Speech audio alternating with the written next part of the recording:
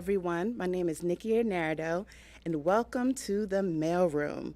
This is an all-male panel, just charged and ready to go to answer all your questions regarding the man brain, okay?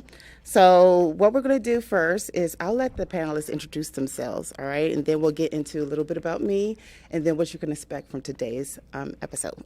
So I guess we'll start with Ray. Hi, I'm Ray Rivers. I'm a psychotherapist out of Columbia, Maryland.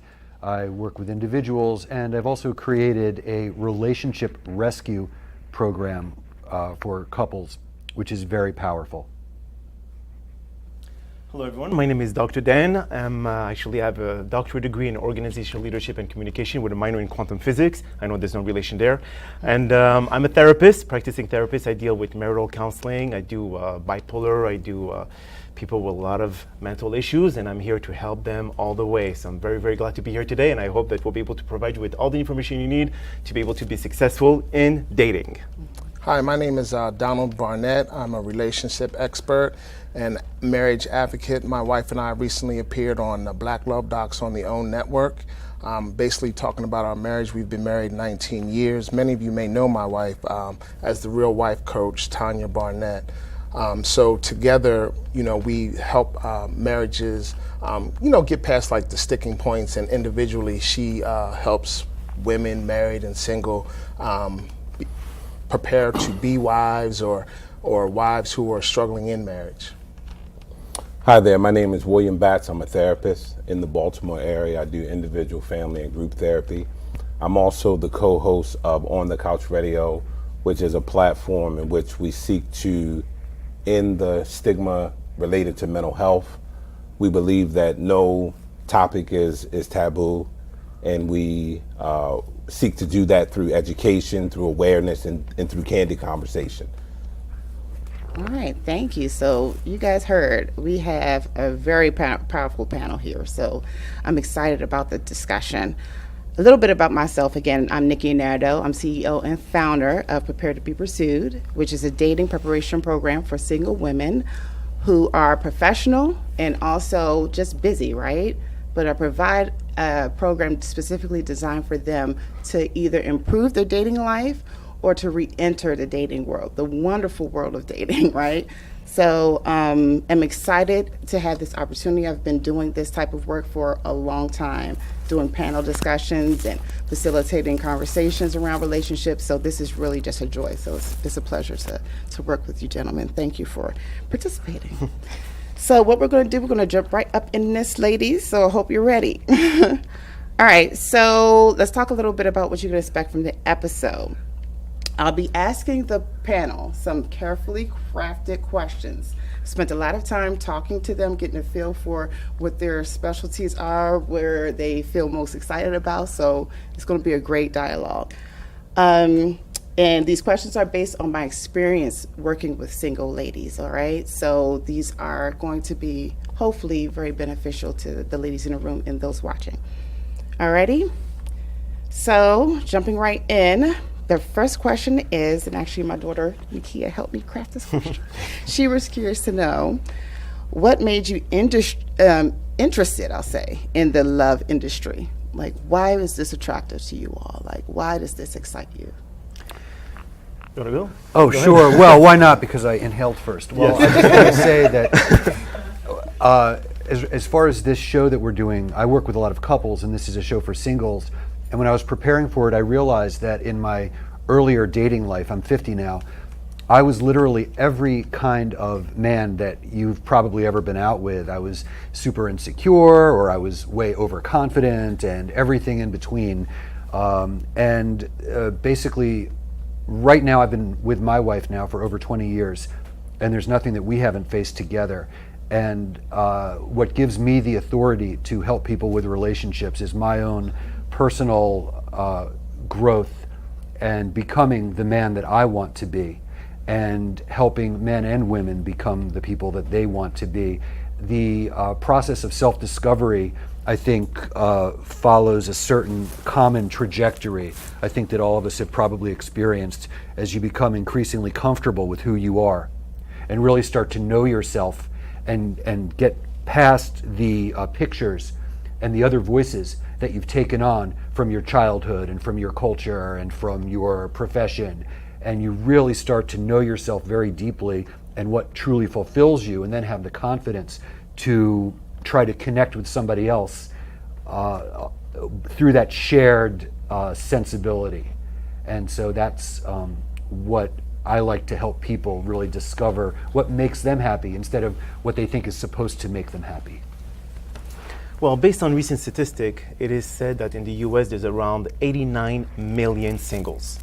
Okay, so it's a pretty big market, and a lot of people who are single are actively looking. I mean, this is based on those who actually frequent online dating sites, which I'm sure that some of you do as well.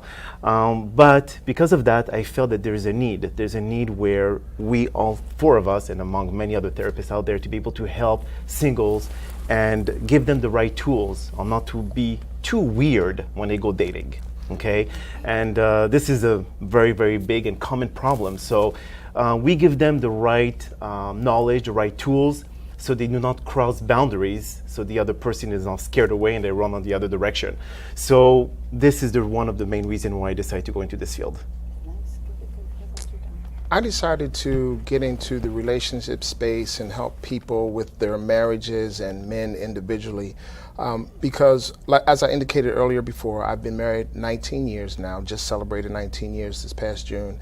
And a lot of the issues that my wife and I had nothing to do with us, like how you say being married, but our own personal issues. There were things that I brought into the marriage, there was things that she brought into the marriage, and it caused us to clash in marriage. So once I was able to get some counseling for myself to deal with my own personal issues, and she did the same, when we came together for counseling, it wasn't such a circus. It wasn't like warfare. So just based on my experiences in marriage and the fact that I just genuinely love to help people and see people win, I got into this field of just wanting to help people from where they are to become better people, not just in marriage, but for themselves personally. And similar to Don, I choose a love profession because, quite frankly, love can have a positive component and it can have a negative component. I've often said even love, if left, I've often said that even love, if unharnessed, can be harmful. Even love, because there is a positive component to it, there's a negative component to it. And we have to learn what the middle ground is. So that's why I choose love as a profession. Thank you very much. And that's actually related to my next question. You kind of hit on that, William. How does love or the lack of love affect us as people, positive or negatively? Well, it actually, we're not that far off from wolves, okay? Like every wolves, they like to be together. They work in packs. So for everyone, every human being, they need love to be able to grow. They need to love to be able to grow for themselves and for the other person. So I feel that a lack of love is you lose your identity. You lose who you are as a person, because people have so much love to give. They hold their heart on their sleeve, so to speak.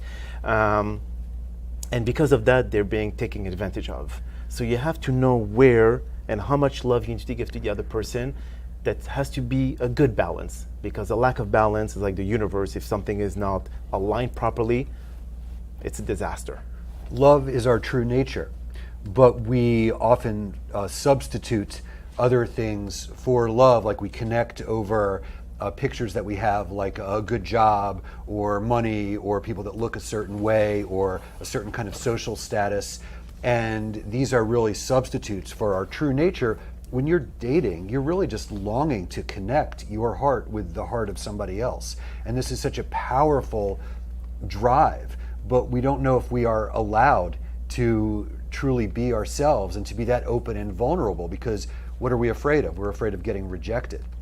And so this is why really knowing yourself and being confident in your value, in the value of the love that you have, sets you free to connect with somebody else in the way that really everybody's longing for. That's why you're on a date in the first place. You're both like, man, I hope this is, oh God, I hope this is it, man. I'm fed up.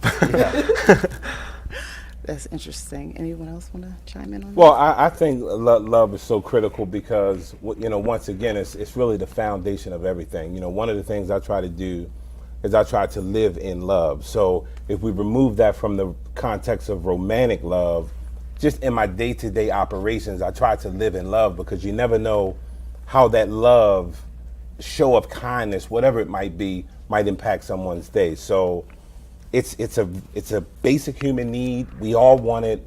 We'd be not telling the truth if we said otherwise. And it's it's very, very important.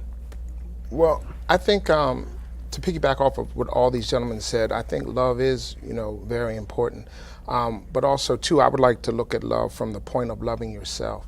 Because a lot of times when we don't love ourselves, we're incapable of loving someone else because we don't know how to love properly because we don't know how to love properly, then we become, we're not good in relationships. We're not even good relationships like with our coworkers, our peers, our brothers and sisters because we don't know how to love properly. So when you don't know how to love properly, you don't have a love for yourself, then that's where, we have to look at why don't you love yourself because it's a bigger issue. So now we have to start to get you to love yourself first. I want to piggyback off of that because this goes back to what Dan was saying, where he says we teach people who are dating not to be too weird. But I think what you might find is that when you truly love and accept your own weirdness in a 1,000%, then actually it's very attractive. And you create a safe space for somebody else to feel safe with you. And And then also, when some people say, oh my God, this person is too needy, don't take it the wrong way, because needy can say that you have a lot more love to give than the other person. And that's why some people who are too they need attention and so on and so forth, that means that you're willing to be able to give yourself to that person, while the other person has somewhat of a reluctance to be able to give the same amount of love towards you. So this is where they could help you decide, are they worth it?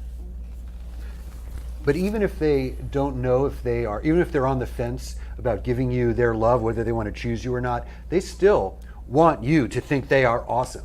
They still want you to think that they are just incredible, and then they can decide to be with you or not. So, But there's a limit to being needy as well. So yeah, no, of course, there's the extreme. So you've got to be careful.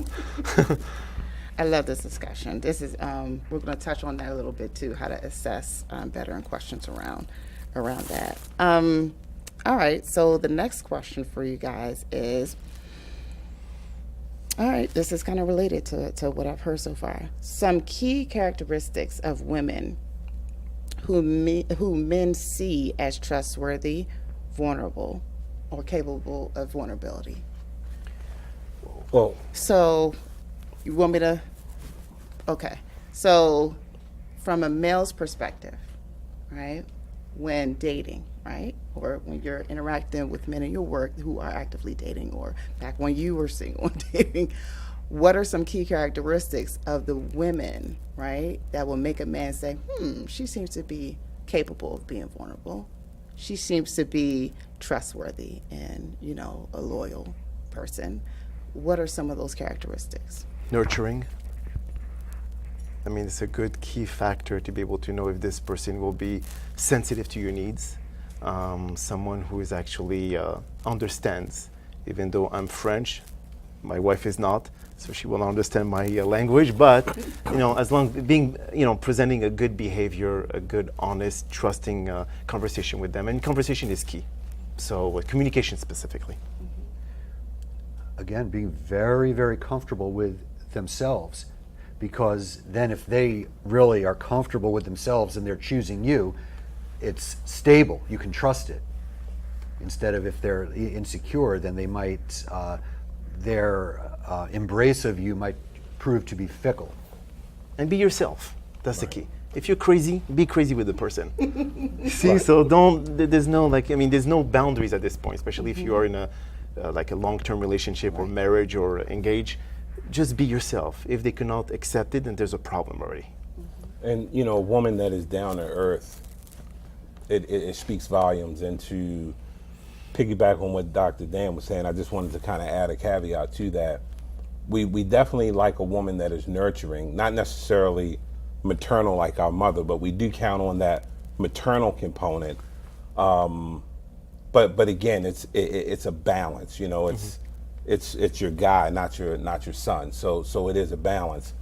And then the other thing that I would say, a quality that's very important is a woman actually available. You know, every woman that's in the dating arena is not necessarily available, either from an emotional standpoint. It might be as a result of dating, or it might be from a trauma sustained earlier in life. It could be from a combination thereof. But is a woman, in fact, emotionally, physically, spiritually available to really even be dating? And of course, there are levels to dating. Are you dating with a purpose? Are you dating for companionship? Exactly why are you dating? But that's a characteristic that men look at. Right. I think you know, nurturing and all those things are very much important. But one